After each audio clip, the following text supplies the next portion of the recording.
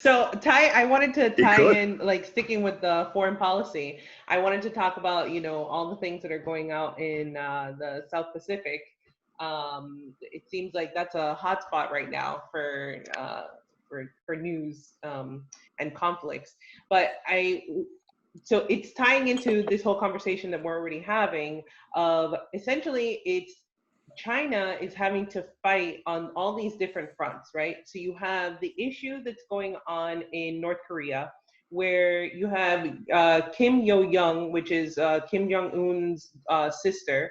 Mm. She has kind of been named the successor, not officially, but essentially she's been named the successor, which is obviously a big deal. The fact that the leader of North Korea would be a woman, but there is a lot of.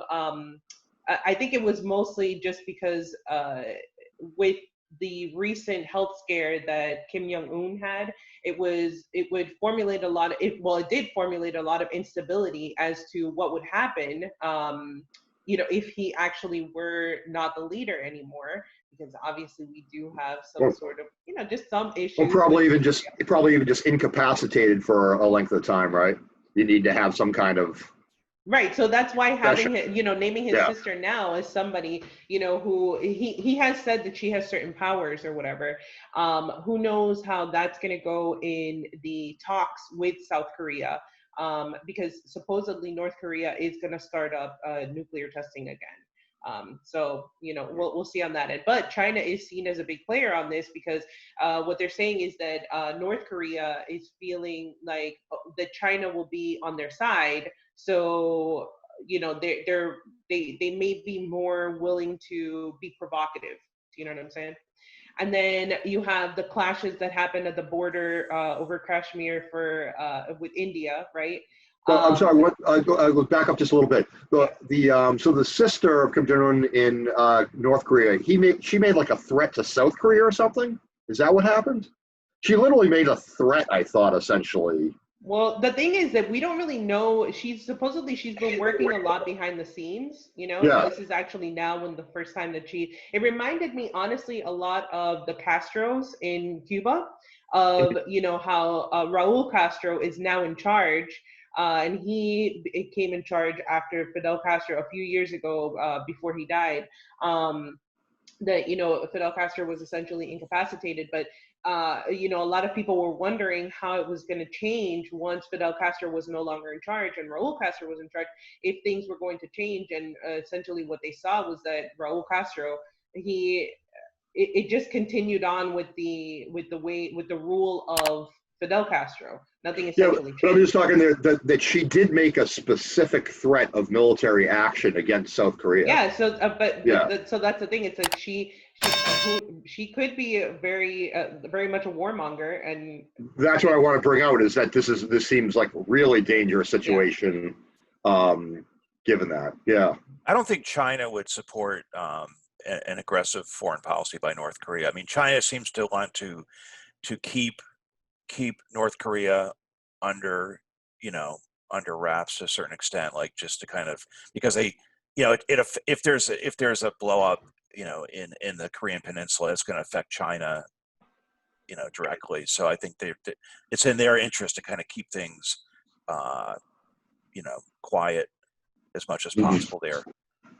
But then you have to wonder why it is that all of a sudden you're having these conflicts with India, because I mean, technically, these countries have not been, Right, um, right. at odds like this. The way that it just seems like China right now is having a lot of issues, right? Because this last clash that happened with India, it's like the bloodiest one in the last 45 Can I years. say something about that clash? Because first of all, they don't have guns, right? So they're walking around and It's like they're stones hitting and each yeah, other with sticks and stones, which is like you know how much have but we still people progressed died there. in the last 2 million years? Since Yeah, whenever.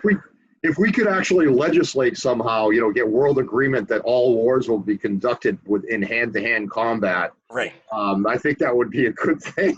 I mean, it's just incredible. These two nuclear-powered countries that could blow each other up to smithereens are resorting to, hand-to-hand, literal hand-to-hand combat where you have a guy standing there trying to take pictures of it, and then, that they're Yeah. bludgeoning each other to death. I mean, to me, it's like what's wrong with this picture, you know? And it seems like maybe there's some So kind are of you saying that you would rather them be fighting with guns and no, Right. no. I'm just saying like and their nuclear weapons, like it pointing just their it's Yeah, like yeah. it's nuclear like weapons at each it's other? like kids on the playground. I mean, they need a time. They need to sit down and take a time out. You know, this is like But you see, that's why I was wondering. I think that the timing of all these things, it's not for nothing, right? And I think it's interesting the fact that you have these now you have these protests that have sprung up in Delhi, talking about that they want to ban Chinese products. And right. so again, you see how it always comes down to the economy. It always comes down to some sort of trade or anything like that. And you got to remember how, I mean, at least from what I've seen, anytime that I see any sort of Indian commentator, they never have anything good to say about China. And I think that it has to do with the fact that India is coming up as a manufacturing power structure, right? Right. And obviously that is a threat to China, which is considering the manufacturing hub of the world right now, right? And and I think that that is where this. I think that is really the crux of this I battle think that's you're going on right. I think between it's them. the economy is the crux of it, but I also think that the economy, you know, produces things like racism and nationalism. That those are related. So I think there's that element too. I mean, China is no angel. I mean, they want to assert their power on the world stage. So they are, you know, yeah, it is probably a coordinated effort between you know the Kashmir and the South China Sea and Korea, and that they're trying to you know, and also with the whole, I mean, they are the manufacturing uh, uh, powerhouse of the planet, right? So I mean, they have a lot of power, and they're trying to exercise that power. So I think that's what it's. I mean, Hmm.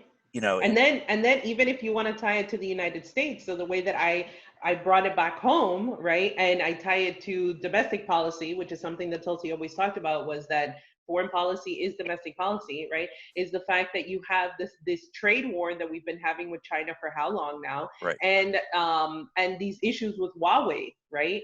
Which Huawei, like, right now it's in the news again because um China just escalated charges on these two Canadians.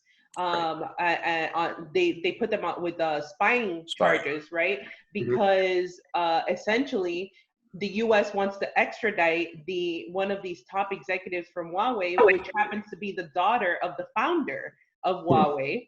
Okay, and they want to extradite her to the United States. So all of this stuff comes into play, and I think that, like, if you think about one of the main reasons why Elon Musk was pushing to open up the economy again, and that he is not for all these trade wars and stuff, is because why? Because of the fact that China is this manufacturing hub. That's where the majority of these companies get their pieces for their cars and all this. We can't function, unfortunately, without China. And I think that that is what a lot of these people who are anti-China, that is their problem. right. Well, That's what they don't we're in a like. global economy. I mean, its sovereignty is basically is becoming like a an anachronism because, like, you know, it doesn't matter where you buy your parts for your car, right? You buy them from China or wherever, but we basically operate in a global economy. And I think the real conflict here is between the neoliberal model, which is looking for a unipolar world controlled by the United out of Washington D.C.,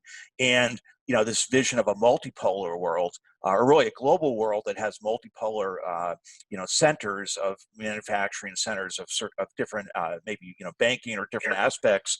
Uh, and I think in a sense you see like Putin talking about that. I don't know if Xi has talked about that, but talking about a multipolar world, and it seems like that's something that Tulsi would support. The idea that you can't have the U.S. trying to run everything. It's not in the interest of the rest of the world, and it's not in our interest to try to dominate the rest of the world's But economy.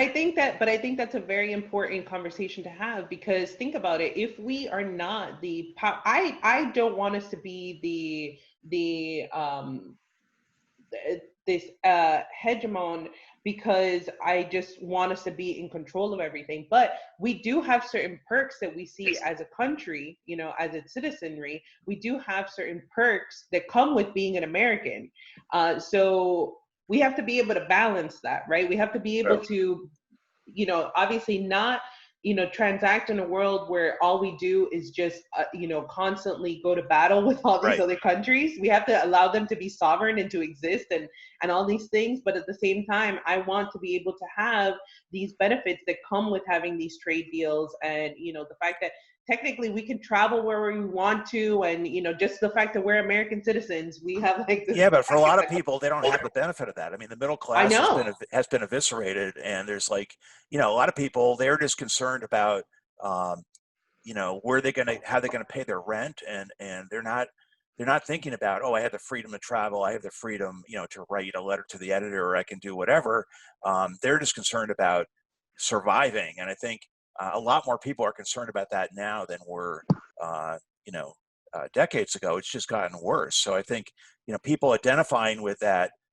You can only rally people around the troops so much until they realize they're being had, because what are we actually getting out of this? Yeah, I think you've got the same danger with the fact that Trump got elected. You've got the idea that when people get desperate, right, they look for huge changes that could go in a really great direction or could go in a really bad direction. I mean, a friend of mine who It is voted for going in a bad Obama, direction. in 2012, Yeah, and voted for Trump in 2016, just said, "Well, I think we need a change. I think, it's kind of a gamble, but we need a change." And I think a lot of people. It wasn't just skinhead racists who voted for Trump, although some of them did, but a lot of it was just people who said the system is broken. We need somebody else. We need an outsider to go in and try to fix it. Even yeah, if they shake the words he used were, he's going to shake things up, right? right, So it, right, it right, doesn't matter whether he does the right thing or the wrong thing. The fact Gonna that he's going drain to the shake swamp. things up, well, he's going right, to shake things up, and that's good. And he right. did shake things up.